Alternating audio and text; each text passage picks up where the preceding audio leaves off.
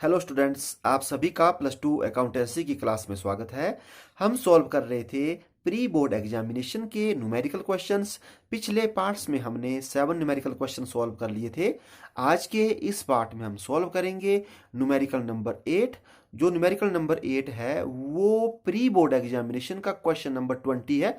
सबसे पहले हम इसको स्टडी करते हैं। From the following data calculate the liquid ratio. Current assets दी है 40,000 रुपीज की, स्टॉक दिया है 6,000 रुपीज का, प्रीपेड एक्सपेंसेस दी है 2,000 रुपीज के एंड वर्किंग कैपिटल दी है 33,600 रुपीज की। आपको कहा है लिक्विड रेशो को कैलकुलेट करो।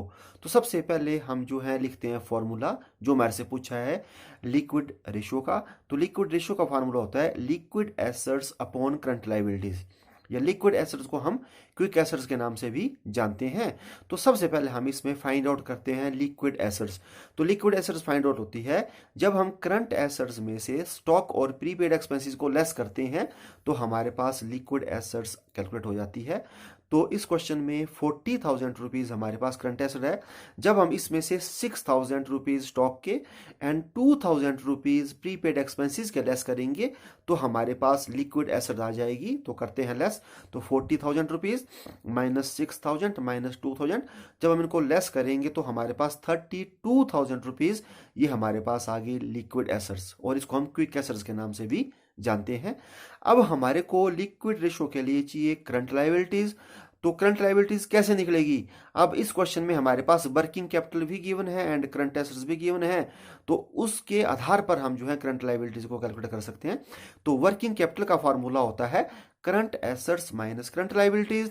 तो इस आधार पर करंट लायबिलिटीज हम कैलकुलेट कर सकते हैं। तो करंट लायबिलिटीज का फॉर्मूला होगा current assets minus working capital. तो अब हमारे पास करंट एसेट्स भी है और वर्किंग कैपिटल भी है, हम वैल्यू को पुट करते हैं। तो करंट एसेट्स है 40,000 रुपीज एंड वर्किंग कैपिटल है 33,600 रुपीज। तो 6,400 रुपीज ये आ गई हमारे पास करंट लायबिलिटीज। तो अब हम लिक्विड रेशो को कैलकुलेट कर सकते हैं। लिक्विड रेशो का फॉर्मूला होता है liquid assets upon current liabilities. ये हम क्विक एसेट्स भी लिख सकते हैं। तो अब हमारे पास जो लिक्विड एसेट है वो है 32,000 एंड करंट लायबिलिटीज है 6,400। तो जब हम इसको सॉल्व करेंगे तो 5:1, तो 5:1 जो है ये हो गया हमारा आंसर लिक्विड रेशो। तो हमने क्वेश्चन नंबर 20 कर लिया कंप्लीट। अब इसके साथ जो है आपको एक चॉइस भी थी इसके साथ, तो उसको भी पढ़ते हैं हम। वो क्या क्वेश्चन था? वो क्वेश्चन था हमारे पास if debtors rupees 1 lakh, other current assets rupees 2 lakh, working capital rupees 2 lakh, find out current ratio. अब इसमें आपसे पूछी थी करंट रेशो। ये जो क्वेश्चन नंबर 20 है उसके साथ ही ऑप्शन में दिया है, चॉइस में दिया है। तो सबसे पहले हम इसका इसमें फॉर्मूला लिखते हैं जो हमारे से पूछा है। हमारे से पूछा है करंट रेशो। तो करंट रेशो का फॉर्मूला होता है current assets upon current liabilities. तो सबसे पहले हम जो है इसमें फाइंड आउट करते हैं टोटल जो करंट एसेट्स है वो कितनी है। तो हमारे पास क्या क्या गिवन है? डेटर्स गिवन है क्वेश्चन में 1 लाख रुपीज के एंड अदर करंट एसेट्स जो है वो गिवन है रुपीज 2 लाख की। तो जब अदर करंट एसेट्स में हम डेटर को भी ऐड करेंगे, क्योंकि डेटर भी क्या है, वो भी आपकी करंट एसेट्स है, तो हमारे पास टोटल जो करंट एसेट्स है वो आ जाएगी हमारे पास। जब डेटर में हम अदर करंट एसेट्स को ऐड करेंगे तो डेटर्स हमारे पास 1 लाख है और अदर जो करंट एसेट है वो 2 लाख की है। जब टोटल करेंगे तो 3 लाख रुपीज ये हमारे पास आ गई करंट एसेट्स। तो अब हमारे पास करंट एसेट्स भी है और वर्किंग कैपिटल गिवन है, लेकिन हमारे पास करंट लायबिलिटीज गिवन नहीं है। तो हमारे को क्या निकालनी पड़ेगी? Current liabilities. तो हमारे को पता है वर्किंग कैपिटल का फॉर्मूला होता है current assets minus current liabilities, और वर्किंग कैपिटल हमारे पास गिवन है 2 लाख की, और जो टोटल करंट एसेट है वो हमने फाइंड आउट कर ली 3 लाख की। तो करंट लायबिलिटीज को हम फाइंड आउट कर सकते हैं। तो करंट लायबिलिटीज का फॉर्मूला है current assets minus working capital. तो अब हम वैल्यू को पुट करते हैं। तो करंट एसेट्स हमारे पास जो टोटल है वो 3 लाख की है, और जब हम वर्किंग कैपिटल 2 लाख को लेस करेंगे तो हमारे पास 1 लाख रुपीज की आ गई करंट लायबिलिटीज। तो अब हमारे पास टोटल करंट एसेट्स भी गिवन है और करंट लायबिलिटीज भी गिवन है, तो हम करंट रेशो निकाल सकते हैं। तो current ratio equal to current assets upon current liabilities. अब हम वैल्यू को पुट करेंगे तो 3 लाख डिवाइड बाय 1 लाख। तो जब हम इसको सॉल्व करेंगे तो 3:1, तो करंट रेशो हमारा 3:1 क्या आ गया आंसर। तो क्वेश्चन नंबर 20 क्या हो गया कंप्लीट। अब एक और छोटा जैसा क्वेश्चन है, उसको भी हम सॉल्व कर लेते हैं। तो वो है प्री बोर्ड एग्जामिनेशन का question number 16। Under what heading will you show the following items in the balance sheet of A company. तो आपको कौन कौन सी आइटम दी हुई है। फर्स्ट दिया है डिवेंचर्स, सेकंड दिया है इन्वेंट्रीज, थर्ड दिया है share for future account and fourth दिया है कॉल्स इन एडवांस। तो आपको कहा गया है कि आप किस हेडिंग के अंडर जो है इन आइटम्स को बताएंगे। तो जो मेन हेडिंग है, तो आपको मैं इनके मेन हेडिंग के साथ साथ सब हेडिंग भी बता दूंगा, क्योंकि कई बार जो है मेन के साथ साथ आपको सब हेडिंग भी पूछे होते हैं। तो आप इस क्वेश्चन को कैसे सॉल्व करेंगे, कैसे लिखेंगे।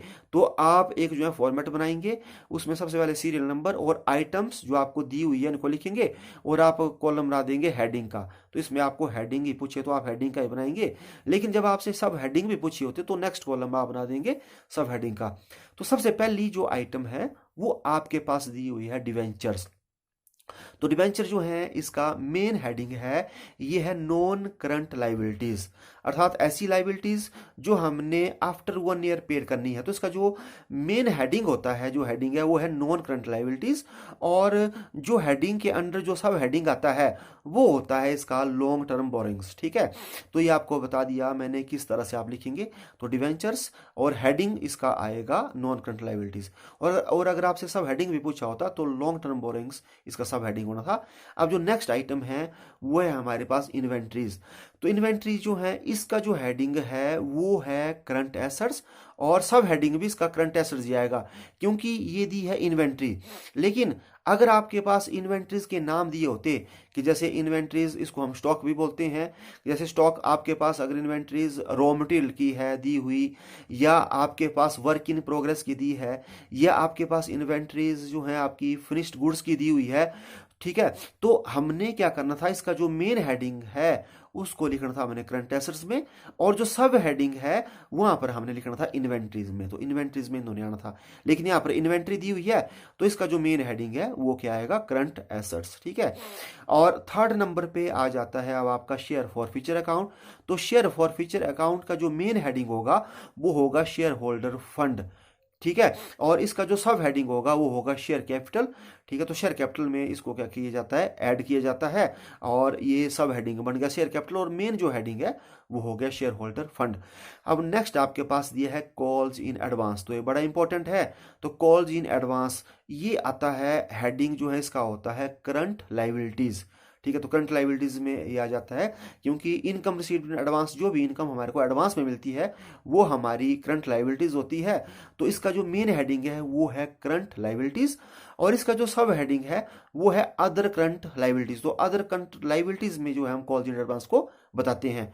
एक और इंपॉर्टेंट बात है, अगर आपको कॉल्स इन एरियर गिवन होता है, कॉल्स इन एरियर, तो इसका जो मेन हेडिंग है, तो मेन हेडिंग होगा इसका शेयर होल्डर फंड, और सब हेडिंग होगा इसका शेयर कैपिटल, और शेयर कैपिटल में सब हेडिंग इसका होगा सब्सक्राइब्ड कैपिटल। तो कॉल्स इन एरियर को सब्सक्राइब्ड कैपिटल में क्या किया जाता है, लेस किया जाता है। तो आज के इस पार्ट में बस इतना ही, अब मिलते हैं नेक्स्ट पार्ट में। Thank you.